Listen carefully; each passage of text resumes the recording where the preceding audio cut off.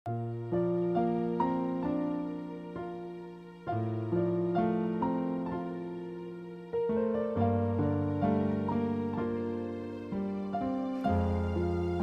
மிகவும் பிரியமானவர்களே, இந்த காலை தியானத்தின் மூலம் மீண்டும் உங்களை சந்திப்பதிலே நான் மிகுந்த மகிழ்ச்சி அடைகிறேன்.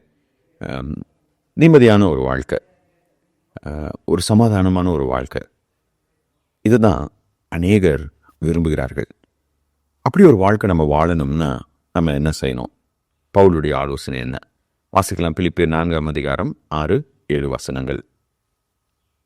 நீங்கள் ஒன்றுக்கும் கவலைப்படாமல் எல்லாவற்றையும் குறித்து உங்கள் விண்ணப்பங்களை ஸ்தோத்திரத்தோடு கூடிய ஜபத்தினாலும் வேண்டுதலினாலும் தேவனுக்கு தெரியப்படுத்துங்கள். அப்பொழுது எல்லா புத்திக்கும் மேலான தெய்வ சமாதானம் உங்கள் இருதயங்களையும் உங்கள் சிந்தனைகளையும் கிறிஸ்து இயேசுவுக்குள்ளாக காத்துக்கொள்ளும். கிறிஸ்தவ வாழ்க்கை இல்லை என்றால் இந்த உலகத்தில் நாம் வாழும் வாழ்க்கையிலே பிரச்சனைகள் ஏராளம். சில பிரச்சனைகள் நாமே நமக்கு உருவாக்கி கொள்வது, சில பிரச்சனைகள் நம்மை சுற்றி இருக்கிறவங்களால நமக்கு வருகின்ற கவலைகள், பிரச்சனைகள். அது மட்டும் இல்லாமல் பியாண்ட் அவர் கண்ட்ரோல், நம்முடைய கட்டுப்பாட்டிற்கு மீறின சில பிரச்சனைகளை நாம் சந்தித்து தான் ஆக வேண்டும். அப்படிப்பட்ட பிரச்சனைகளை நம்ம சந்திக்கும் போது நம்ம என்ன செய்யணும், என்ன செய்யக்கூடாது, தெளிவாக பவுல் இந்த வசனங்களிலே கூறியிருக்கிறார். முதலாவது, ஒன்றை குறித்தும் நாம் கவலைப்படக்கூடாது.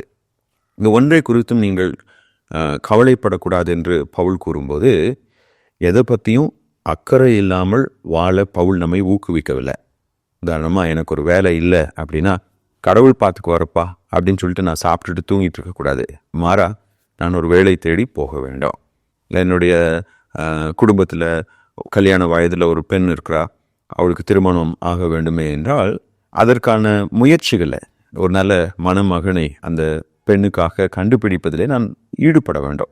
அதை விட்டுட்டு அது ஆகிறப்ப ஆகட்டும்ப்பா, நான் பாட்டுக்கு என் வேலையை பார்க்குறேன், கடவுள் எல்லாத்தையும் பார்த்துக்குவார்னு சொல்லிட்டு நம்முடைய பொறுப்புகளை நாம் கடவுள் பெயரை சொல்லி தட்டி கழிப்பதை குறித்து பவுல் இங்கே பேசக்கூடாது. மாறா பவுல் என்ன சொல்கிறாருன்னா, நம்முடைய வாழ்க்கையில் பிரச்சனைகள் வரும்போது நாம் என்ன செய்ய வேண்டுமோ அதை நாம் செய்து கொண்டே தான் இருக்க வேண்டும்.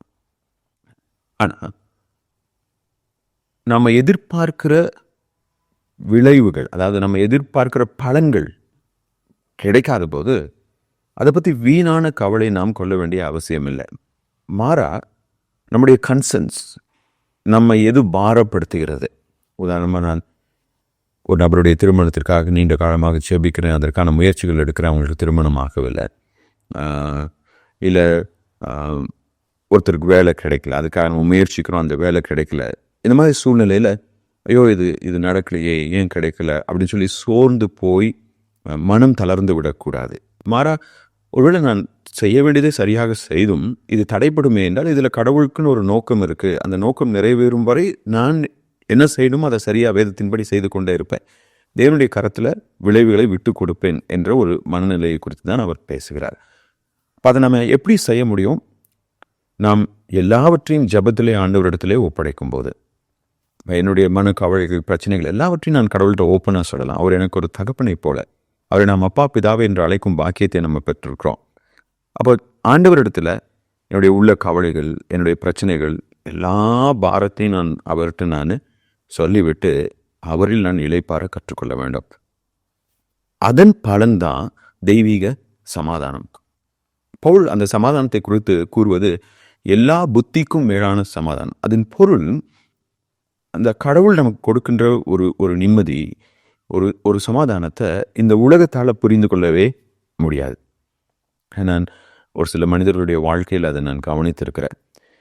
ஒரு அன்பான மகனை, ஒரு வாலிப மகனை இழக்க கொடுத்த ஒரு பெற்றோர் தாங்க முடியாத துயரம் அவங்களுடைய வாழ்க்கையில். ஆனால் அந்த துயரத்தின் மத்தியில் கடவுளுக்குள்ளாக அவர்கள் நன்றி உள்ளவர்களாக இருப்பதையும், கடவுள் என்னுடைய மகனை எடுத்துக்கொண்டார், அது அவருடைய சித்தம் என்று அந்த சித்தத்திற்கு தங்களை அர்ப்பணித்தவர்களையும், ஒரு அன்பான ஒரு கணவன் தன்னுடைய மனைவியை எதிர்பாராத நேரத்தில் இழக்க கொடுத்தாலும் இது கடவுளுடைய சித்தம் என்னுடைய வாழ்க்கையில், நான் இதை ஏற்றுக்கொள்கிறேன், என்னுடைய மனைவியை காப்பாற்ற நான் போராடினேன், ஆனால் என்னுடைய மனைவியை நான் இழந்து போயிட்டேன், இது கடவுளுடைய சித்தம் என்று அதிலே தங்களை ஆறுதல் படுத்தி கொண்டு தங்களுடைய வாழ்க்கையில் முன்னோக்கி செல்வதை பார்க்கும்போது இந்த உலகத்தால் அதை புரிஞ்சிக்கவே முடியாது. உண்மையாக நம்ம பார்த்தோம்னா அவர்களுக்குள்ளாக ஒரு கசப்புணர்வும் கடவுள் மேலே ஒரு வெறுப்பும் தான் வரணும். ஆனால் கடவுள் அதிலே ஒரு நன்மையை வைத்திருக்கிறார். கடவுள் இந்த பாதையில் என்னோடு கூட துணையாக இருக்கிறார். அவர் எனக்கு எந்த தீங்கும் செய்ய மாட்டார். அவர் நிச்சயமாக இதை என்னுடைய வாழ்க்கையிலே அனுமதித்திருப்பார் என்றால் ஒரு நல்ல நோக்கத்திற்காக தான் அவர் இதை அனுமதித்திருக்கிறார் என்ற ஒரு விசுவாசம். யோபு சொன்ன மாதிரி தன்னுடைய பிள்ளைகள் எல்லாரையும் அவன் இழந்த போதும் கர்த்தர் கொடுத்தார், கர்த்தர் எடுத்தார், கர்த்தருக்கு தெரியும் என்ன பண்ணணும் அப்படின்னு சொல்லிட்டு அவன் சமாதானத்தோட முன்னோக்கி சென்றான். அவனுடைய நெருங்கிய நண்பர்களால் கூட யோபுவை சரியாக புரிந்து கொள்ள முடியல. அதனால தான் அவனை அக்யூஸ் பண்ணுறாங்க, அவனை குற்றப்படுத்துகிறாங்க. எனவே எனக்கு அன்பானவர்களே, இந்த தேவன் அருளும் ஒரு சமாதானம் என்பது போராட்டங்களின் மத்தியிலே, பிரச்சனைகளின் மத்தியிலே கர்த்தர் என்னோடு கூட துணையாக இருக்கிறார். அவர் என்னுடைய கரம் பிடித்து நடத்துகிறார்.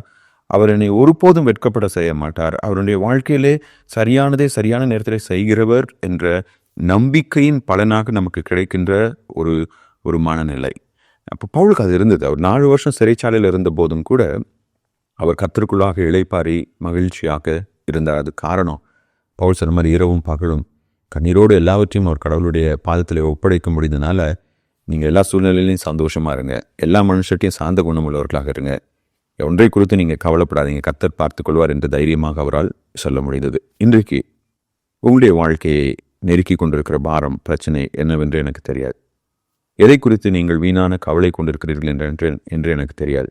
ஆனால் அதை கர்த்தருடைய பாதத்தில் வைக்கும்போது இந்த உலகம் புரிந்து கொள்ள முடியாத, இந்த உலகத்தால் கொடுக்க முடியாத ஒரு சமாதானத்தையும் நிம்மதியையும் கர்த்தர் நமக்கு கொடுப்பார்.